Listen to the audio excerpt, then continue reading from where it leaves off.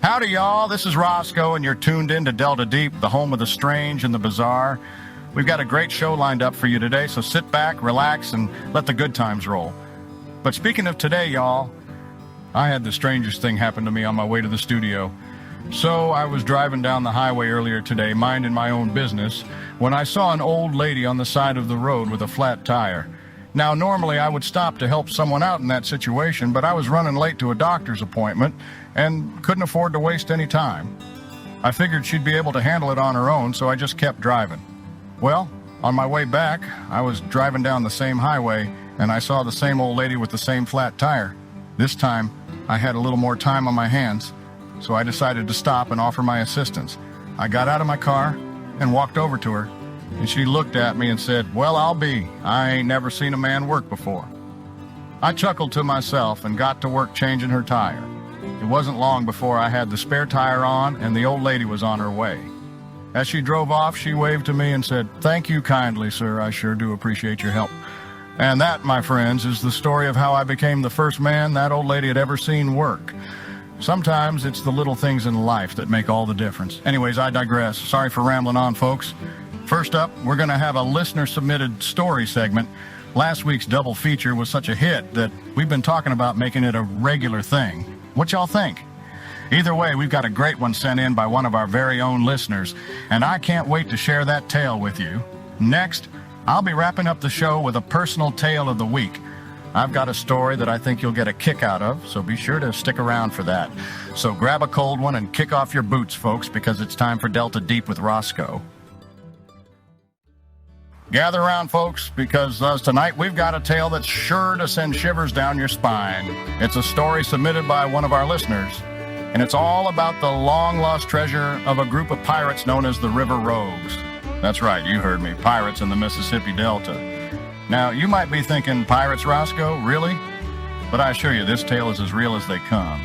Over the next few weeks, we'll be diving into different personal accounts and tales surrounding this mysterious treasure, known as the ghostly gold of the River Rogues. Legend has it that back in the days when pirates roamed the high seas, a fearsome group known as the River Rogues terrorized the waterways of the Mississippi Delta. These marauders had a knack for evading capture, slipping through the fingers of the law like water through a sieve. Led by their cunning and ruthless captain, Blackwater Beauregard, the River Rogues amassed a fortune in stolen loot, a trove that would come to be known as the ghostly gold. Now, as any good pirate will tell you, a treasure like that needs a hiding place. And Blackwater Beauregard was no exception. He devised a plan to bury the ghostly gold deep within the heart of the Delta, far from the prying eyes of the authorities and other would-be treasure hunters. It's said that he and his crew sailed up a hidden tributary, deep into the swamps and marshes, where they buried their ill-gotten gains beneath a gnarled ancient oak. But the story doesn't end there, my friends. Oh, no. You see, the River Rogues were a superstitious bunch, and Blackwater Beauregard wasn't about to leave his treasure unguarded. So, he cast a dark and powerful curse over the gold, ensuring that any who sought to claim it would be met with a fate far worse than death. Since then, tales of the ghostly gold have been passed down through generations, inspiring countless treasure hunters to seek their fortune in the murky depths of the Mississippi Delta.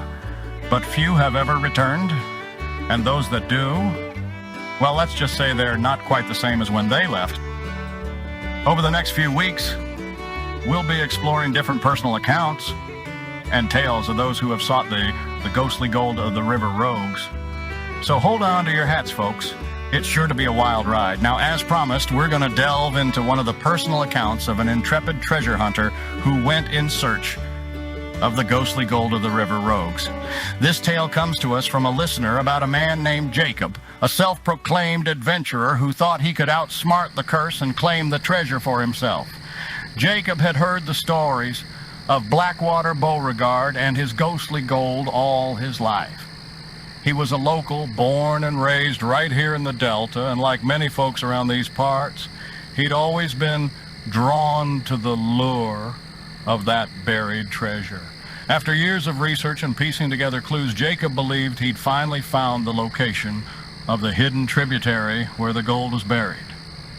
One sweltering summer morning, armed with a map and a shovel, Jacob set off into the heart of the Delta, determined to uncover the ghostly gold. As he navigated the maze of waterways, he couldn't shake the feeling that he was being watched, as if the spirits of the river rogues themselves were following his every move. Finally, after days of travel, Jacob found himself standing before the gnarled ancient oak described in the legends. He could feel the weight of the curse hanging heavy in the air, but his lust for the treasure was stronger than his fear. So he began to dig. Hours passed, and the hole beneath the tree grew deeper and deeper. And just when Jacob thought he'd reached the end of his strength, his shovel struck something solid. Excitement surged through him as he carefully unearthed a weathered wooden chest, bound in iron and covered in symbols that seemed to dance before his eyes.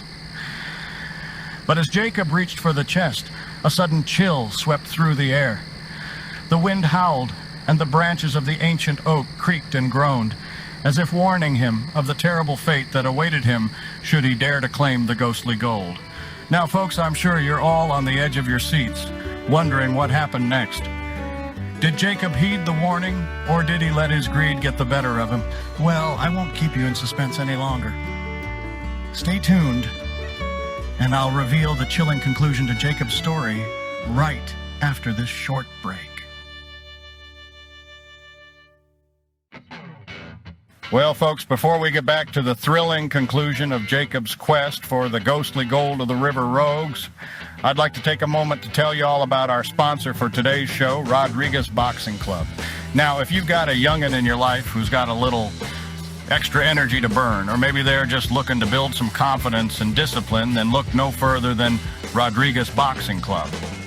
Located right here in our community, this fine establishment is run by none other than the legendary Coach Rodriguez himself, a man who's been teaching the sweet science of boxing for over 15 years. At Rodriguez Boxing Club, they don't need a fancy gym or high-tech equipment. No, sir. Coach Rodriguez trains his young boxers right there in his garage, showing them the value of hard work and dedication. And let me tell you, this man can work wonders with a heavy bag and 40 pounds of butter. Yes, you heard me right, 40 pounds of butter. Now, I won't give away all his secrets, but I will say this. If you think butter's just for cooking, you ain't seen nothing yet. So if you're looking to get your child involved in a sport that'll teach them respect, discipline, and how to throw a mean right hook, head on down to Rodriguez Boxing Club. As their slogan goes, where grit meets grease and champions are made. Now, let's get back to the tale of Jacob and the ghostly gold of the river rogues. Now, when we last left off, Jacob had just unearthed the long-lost treasure chest of the river rogues, but something didn't feel quite right. The air was filled with an eerie chill, and the ancient oak seemed to be warning him to leave the cursed gold where it lay. Despite the ominous signs, Jacob couldn't resist the allure of the treasure. He pried open the chest with a crack that echoed through the swamp, revealing piles of glimmering gold coins and precious gemstones. The wealth of the river rogues was finally within his grasp, and for a moment he thought his dreams had come true. But as he reached for the treasure, a ghostly figure appeared before him. The spirit of Blackwater Beauregard himself, the fearsome leader of the river rogues, stood guarding his ill-gotten gains. His eyes, like two fiery embers, bore into Jacob's soul, and his voice rumbled like thunder through the swamp. "Leave now or suffer the curse of the ghostly gold," he warned. Jacob's heart raced and fear gripped him like never before. He knew that if he took the gold, the curse would haunt him for the rest of his days. But as he looked upon the gleaming riches, he couldn't bring himself to walk away empty-handed. With trembling hands, he grabbed a single gold coin and fled, hoping that one small piece wouldn't invoke the wrath of Blackwater Beauregard. Now, folks, as Jacob made his way home clutching the single gold coin he'd taken from the treasure chest, he couldn't shake the feeling that he'd made a terrible mistake. He knew that by taking the coin, he had defied the warning of Blackwater Beauregard, and now he feared the curse of the ghostly gold would be his undoing. As the days went by, the gold coin seemed to cast a dark shadow over Jacob's life. Misfortune seemed to follow him at every turn, and he couldn't help but feel that the coin was the source of his troubles. His once thriving business began to crumble. His friends and loved ones drifted away, and strange, inexplicable accidents seemed to plague him day and night. Jacob became a shell of his former self, consumed by guilt and fear. The coin, once a symbol of the riches he'd sought, now served as a constant reminder of the curse he'd brought upon himself. Desperate to be rid of it, he decided to return the coin to the treasure chest and beg Blackwater Beauregard for forgiveness. But when he arrived back at the ancient oak, he found that the swamp had swallowed the chest whole, and the treasure had disappeared, along with any hope of lifting the curse. Jacob was left to face the consequences of his actions, haunted by the ghostly specter of Blackwater Beauregard and the terrible fate he'd brought upon himself. As the curse of the ghostly gold continued to torment Jacob, he found himself trapped in a never-ending cycle of darkness and despair. Every day seemed darker than the last, and he felt the relentless grip of Blackwater Beauregard's wrath tighten around his heart. One stormy night, as the wind howled and rain lashed against the windows of his now dilapidated home, Jacob could take no more. He knew that he'd never be able to escape the curse or find redemption for his actions. In a final desperate act, he threw the cursed gold coin into the roaring fire, hoping to break the spell that had ruined his life. But the curse of the ghostly gold was not so easily lifted. As the coin melted in the flames, Jacob felt a sudden icy chill in the room, and the ghostly figure of Blackwater Beauregard appeared before him once more. The pirate's eyes blazed with fury, and his voice thundered through the night. "You've sealed your fate, Jacob. The curse of the ghostly gold shall haunt you to the grave and beyond." With those words, the vengeful spirit disappeared, leaving Jacob to face the full weight of his actions. As the years wore on, the curse continued to plague him, bringing ruin to every aspect of his life. Jacob's days became an endless torment, and he eventually met a tragic, lonely end, cursed to wander the afterlife, forever haunted by the ghostly gold of the river rogues. And so concludes the harrowing tale of Jacob and the cursed treasure. Let this be a lesson to all who would be tempted by the allure of easy riches, for sometimes the price of such wealth is far greater than one could ever imagine. Well, folks, that wraps up our tale of the ghostly gold of the river rogues for this week. I hope it's given y'all a chill running down your spine and a lesson to remember. But don't y'all worry, we'll be back next week with another spine-tingling tale of the river rogues and the mysterious treasure they left behind. Now we're going to take a quick break, and when we return, I'll be sharing with y'all one of my very own personal experiences in this week's Roscoe's Tale of the Week segment. So grab yourself a glass of sweet tea and get ready for another dose of Delta Deep.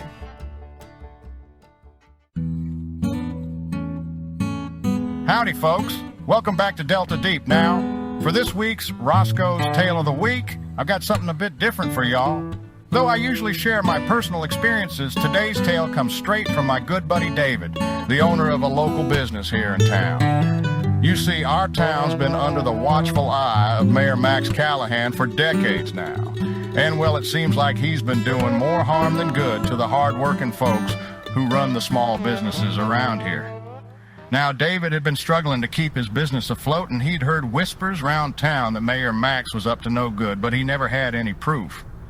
That was until one day when he stumbled upon something that would change everything. David was walking his dog behind the old town hall one evening when he noticed a strange-looking trash bag tucked away behind some bushes. Curiosity got the better of him, and he decided to take a peek inside. What he found sent shivers down his spine. There, in that trash bag, were piles and piles of shredded documents. And these weren't just any old documents, no, sir. These were incriminating files that detailed Mayor Max's secret dealings, his schemes to push small businesses out, and his ties to some shady folks. David couldn't believe his eyes. He knew he had to do something about it. But he also knew the dangers of going up against Mayor Max Callahan. That's when David came to me, trusting that I'd be able to get the word out through my little old radio show. And well, folks, after David found those shredded documents, he knew he had to act fast. He took the evidence home, and for days, he painstakingly pieced together what he could. The more he put together, the clearer the picture became. Mayor Max Callahan had been systematically sabotaging small businesses in our town for years. And the worst part was, he had help from a network of powerful individuals. David decided to take matters into his own hands. He started to quietly gather support from other local business owners who'd been hurt by Mayor Callahan's actions. Together, they formed a plan to expose the corrupt mayor and his accomplices. They wanted to ensure that justice was served and that their town would no longer suffer under his rule. One night, while the town was fast asleep, David and his new allies snuck into the town hall to find more evidence of Mayor Max Callahan's misdeeds. They knew they had to be careful, but they also knew that the stakes had never been higher. They split up to search the building, hoping to find something, anything, that would help their cause. As David searched the mayor's office, he stumbled upon a hidden safe behind a painting. He knew that if he could just crack the code, he might be able to find the proof they needed to take down Mayor Max Callahan once and for all. Now, I'll be right back after this short break with more of this riveting tale. Y'all don't want to miss the thrilling conclusion of this story of corruption, bravery, and the fight for the soul of our town.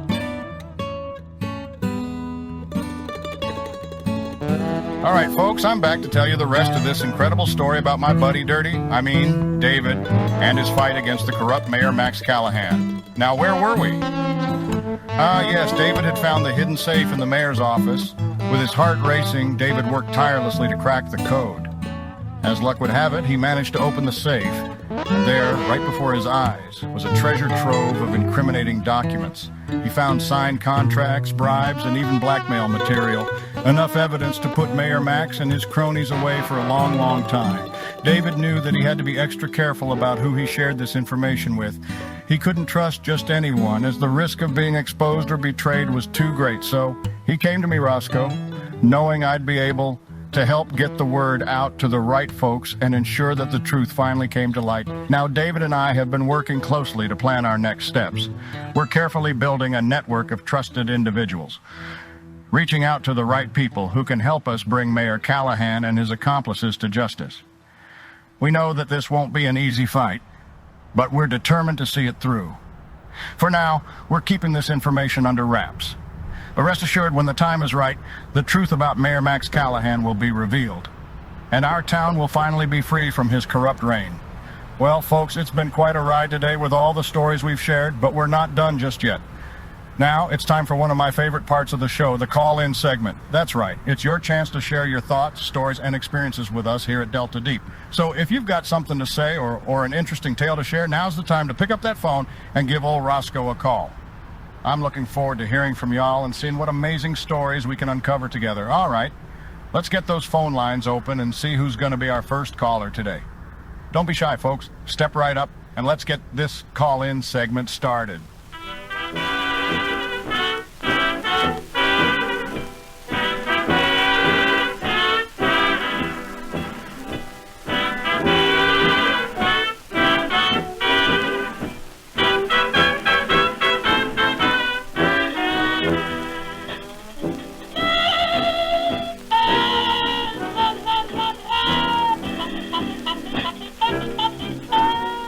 Folks, now here's a story about Minnie the Moocher.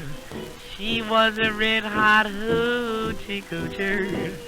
She was the roughest, toughest frail, but Minnie had a heart as big as a hay whale. Howdy, howdy, ho. Howdy, howdy, ho. Hidey, hidey, hi. Hidey, hidey, hi. Heedy, hee. Hidey, hidey, hee. Howdy, howdy, ho. Howdy, howdy, ho. Now she messed around with a blow. All right, we've got our first caller on the line. Hello, you're on the air with Delta Deep and Roscoe. What's your story for us today? Okay. Here we go. Roscoe, this is Frank Thompson, associate of Mayor Callahan. You better watch what you're saying about the mayor on your little radio show. You don't want to get on our bad side. You hear me? Well, now, Frank, if that's your name, I appreciate your concern, but here at Delta Deep, we're all about uncovering the truth and sharing stories. We ain't out to hurt nobody, but we ain't afraid to tell it like it is You either. better watch your back, Roscoe. We're keeping an eye on you. All right, Frank, message received. Y'all have a good day now. Well, folks, it looks like we got ourselves a little bit of drama today, but you know what? That's just part of the excitement of being on the air. and sharing stories with y'all. Sometimes things get a little heated, but that's all right. We're all here to have a good time and share our experiences. So let's shake off that call and see who else is on the line with a tale to tell. I'm sure we've got plenty more interesting stories coming our way. Don't be shy, folks. Pick up the phone and let's keep this call-in segment rolling. Chinatown, he showed her how to kick the gong around. Showed her how to kick the gong around. Huddy ho, Huddy ho, hidey hi, hidey hi hi, Waddy weevil, Waddy weevil, howdy howdy ho. howdy howdy ho. Now she had a dream about the king of Sweden. He gave her things that she was needing. He gave her a home filled with gold and steel, a diamond car with the platinum wheels. Waddy woody way, Waddy woody way, oh baby, oh baby, wanna be with you, what are you? howdy ho. Well, folks, it seems like we've got a quiet night on the phone lines, but that's all right because we've had quite the eventful show already.